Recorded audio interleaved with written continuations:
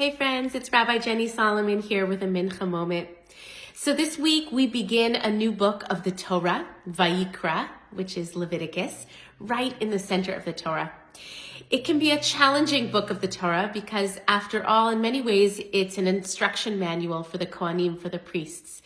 And it details the sacrifices. There's a lot about ritual purity and ritual impurity. And in many ways, it's just very hard to relate to. It's very repetitive. And some of those beautiful and rich narrative sections and sort of interpersonal sections that we see in other parts of the Torah are absent, with the exception, of course, of the middle of Leviticus, which contains within it what we call Kedoshim, the holiness codes, really the foundation of Jewish, if not all, Western morals and ethics. But putting that aside, there's a lot about sacrifices and a lot about obscure ritual. So I want to offer a little bit of inspiration in terms of how I approach this text. So the first thing to say is that korbanot, the word for sacrifices, comes from the word karov, that the sacrifices were an attempt for humans to draw near to the divine. And that quality of yearning is something that we can relate to, that I can relate to. The second is that it really is about, in many ways, helping us build a spiritual practice of generosity, of nidivut, because the things that our ancestors offered as korbanot were their most precious possessions, right? So they're animals, they're the things that they use to cook and feed themselves and their families. These most precious resources are the things that they gave up. And though we don't, thankfully, offer sacrifices in that way, I think we hear a message even today about the power of generosity, of sharing our most precious resources and possessions with others as a way of being in divine service.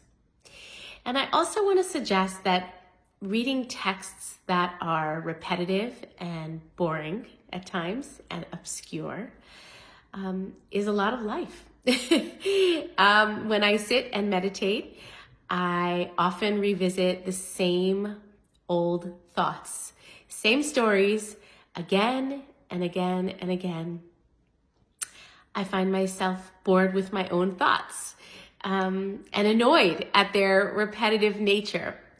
But this too is spiritual practice, learning how to be with those thoughts, those words, even those rituals, and seeing if I can gain insight or use them in a wiser way. So I think there is a lot of spiritual richness to Vayikra, and hopefully some of those ideas help put Leviticus in a different kind of context for you. But I want to end with a beautiful interpretation from the very first line of this week's Torah portion, which begins with the word Vayikra, which we translate, we call the book Leviticus. But Vayikra suggests in that very first line that God, the divine, calls to Moses from the tent of meeting. But it actually doesn't refer to God directly, at least not in that word Vayikra. The caller is left unnamed. And in addition to that ambiguity, the very last letter of the word Vayikra is the letter Alef, the very first letter of the alphabet, which is silent, and which in a Torah scroll is printed as a sort of little superscript at the end of the word. The Aleph is very small and elevated on the line. Many interpretations have been rendered from this sort of obscurity of Hebrew calligraphy in the Torah scroll. But I want to share just one. The Me'ori Naim, who was a Hasidic master, suggested that the indirect reference to God is actually to teach us that God's voice speaks to us through all people we find on our path who are guiding us in goodness, in justice, in righteousness, and calling out to us to live out our own unique purpose. And that little Alef is both small and it is silent. So sometimes we hear that voice only in a whisper, maybe not even an audible whisper. Sometimes I think I hear that voice in the form of an ancestor's call, not someone who I can point to here in this life as I know it, but who I believe is calling me from another time and place. Sometimes in the form of a good friend or a wise teacher. That little Alef, though small and silent, is a bearer of the divine call.